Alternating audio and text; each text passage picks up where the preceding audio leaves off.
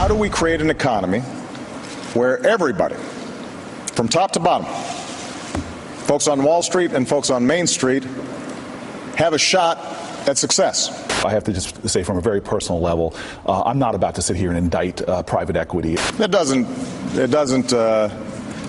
mean you weren't good at private equity, but that's not what my job is as president.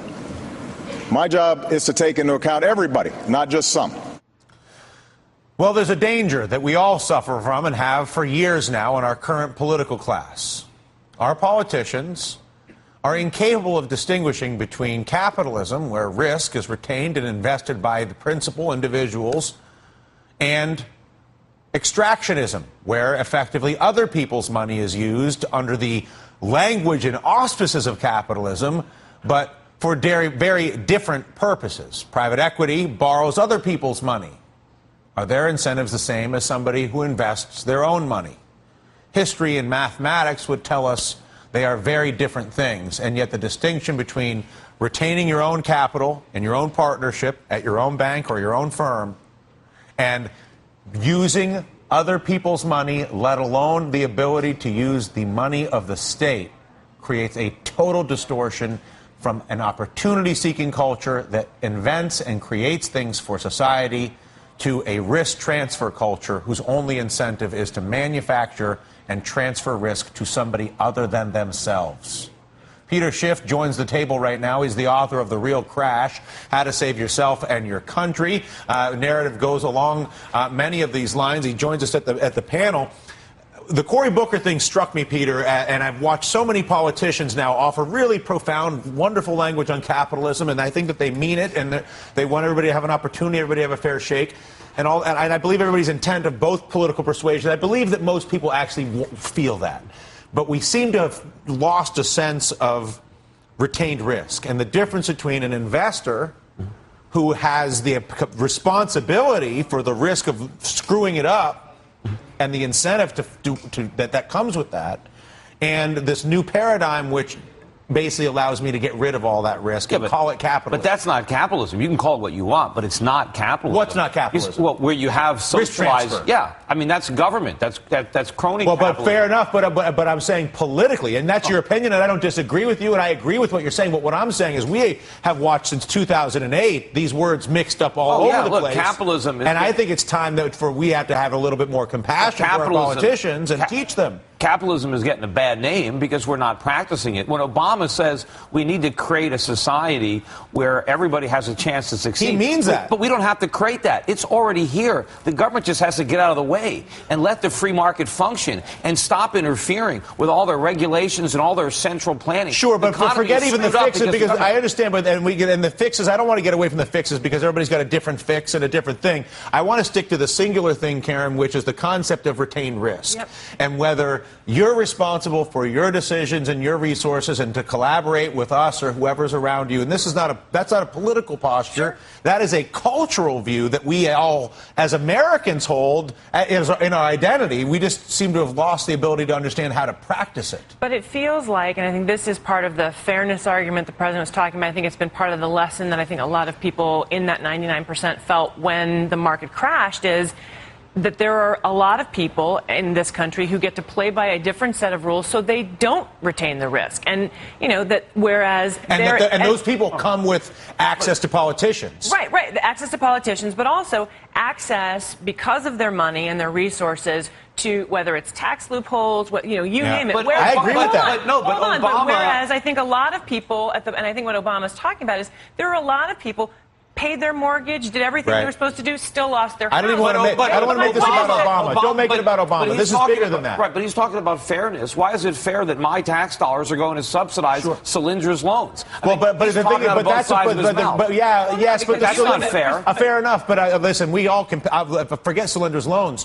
Why are my tax dollars being used to pay off unclawed back AIG bonuses from 2005? Well, the government should get out of the finance. It should get out of banking. But should But the point is, why are my tax dollars going to fix the road on your street so that you can get your car and drive down the road? I mean, come on. I'll stop the conversation. You know what? Let's stop it. The local government. Let's stop it. If you want to argue about roads in Solyndra, do it on another TV show. Seriously. I have such a limited amount of time to be here, and there's so many other things that I'd rather talk about. I don't care about those things. I care about a culture, Susan, that has lost its ability to distinguish between actual retained risk and transferring it away. And we've got a small group of people that are using their access to the government and the banking system to hide behind the very language that all of us would share, regardless of Solyndra and Rhodes. We all share a culture of retained risk that's been taken from us, and neither political leadership, neither Republicans nor Democrats, have done anything but make it worse. Well, because the politicians get elected by selling that influence. That's how they stay in office. And we got to take the power away from Washington. We get it. So how is the question we're all trying to... We got to limit the power of government. We got to take away the ability of people in Washington to dole out special favors. You know, we can't have the government subsidizing any industries, guaranteeing any debts, whether it's mortgages, whether it's student loans. The government needs to get out of the economy. That's an aspiration. That is an aspiration, I think, that all of us know in principle is understandable, but beyond that, we have to be honest about where we are, which is we currently have no price integrity in any asset in America. And we're on the precipice of collapse. That's right. where we are. So let's be honest about that and say, okay, once we know where we want to go, which is to this place of integrity, we're in this place of non-integrity, we can't just do that. It's not like the switching political parties right now is going to change that. It's going to solve that problem. And if you look at it from a place of academia, so we take away the politics, we take away trying to sell a message or this, how do you explain what the solution, maybe not what the solutions are, rather, but what is actually happening now? And not that it's just Washington we have to take away, but how do you kind of work towards fixing the problem or even identifying it at this point? Well, we have very deep structural problems underlying our economy because for years, the Federal Reserve has kept interest rates artificially low to stimulate it. So we don't save enough, we don't produce enough, we borrow too much, we spend too much, the government is too big. All this is because we have this cheap money policy coming from the Fed. It's going to come to an end. When this thing collapses, it's going to be awful. And I guess what we're saying is, how do you do it without the collapse? Because this room accepts that premise. You don't have to convince us of that. Yes, okay? We're saying, okay, this thing's going to have a heart attack, and we're saying, can we get in there and do heart bypass surgery before this turkey keels over? Because we know it's screwed up. And how do you sell the heart bypass surgery to a patient that doesn't want to see the doctor? Well, you know, that austerity is getting a bad rap right now, but that's what we need. There's some bitter-tasting medicine that will cure this economy. But we don't want to do that. We want to keep shooting it up with the stimulus Novocaine so we don't feel the pain, but the disease gets worse. Isn't there a third option which goes to a debt restructuring not at the expense of the poorest, but a debt restructuring at the expense of the banks? Well, the banks, but a lot of people who get checks from government are going to have to get smaller checks, whether they're government employees, government pensioners. But everybody's going to have to share in the sacrifice. Bondholders? Yeah, Jimmy, what are you thinking? Well, I think that it's a lovely ideal and it's lofty. I just think that at the end of the day, either one believes that the government has a role or doesn't. You're saying to me and to the panel and to the nation that you think the government has zero role when it comes to how capitalism functions.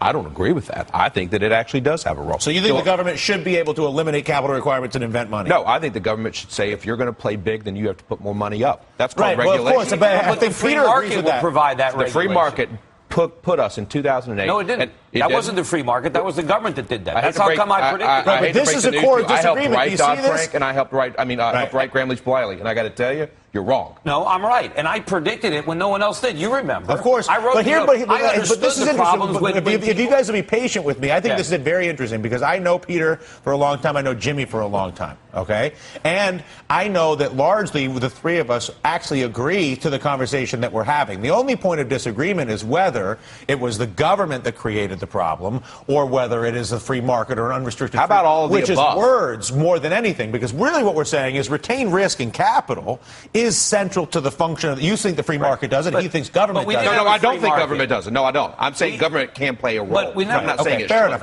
We had the Federal Reserve that set interest rates too low. Yeah. We had the government that was guaranteeing bank deposits and mortgages. No one disputes there was no free market capitalism going on at all. The government created this monster. Yes, but knowing that, I think that it's reckless. So we agree. Banks, everybody bought this madness. About a bigger paradigm shift than just who did what to whom. What I'm saying is that once we accept the fact that we've got this Fazaka'd system, right, at 10 ways, that as much as we would like to be able to snap our fingers, restore capital requirements, and reset all prices, I would love that, right? That the impact on human life of doing that when in the state of distortion we found ourselves is so violent that we ideally are going to need to find a transition that moves closer to price integrity as a matter of policy, as opposed to an apocalyptic way And the to most get there. important price is interest rates, which have to go up. That is but the no price. one wants to let them I go know. up because the banks will fail and the government will have to default on its obligations. But those are the choices that we face. And at the end of the day, until we acknowledge the real cost of capital, which is mispriced right now, absolutely, then you get these ripples of distortion. And my hope, at least for all of our sake, is that we're able to talk more in that I think we harm ourselves when we get lost in whether it's the government or the free market or the corporations or the government's fault, and that we serve ourselves when we acknowledge what we all need to acknowledge, which is that the integrity of pricing, period, is being corrupted. The government is a huge facilitator with a huge incentive to do that. Federal Reserve is at the basis. I don't dispute what Peter's saying. And at the same time that the markets need to move forward. And I thank you guys for even letting me attempt to referee this madness. Peter, Jimmy, thank you. Susan, Karen.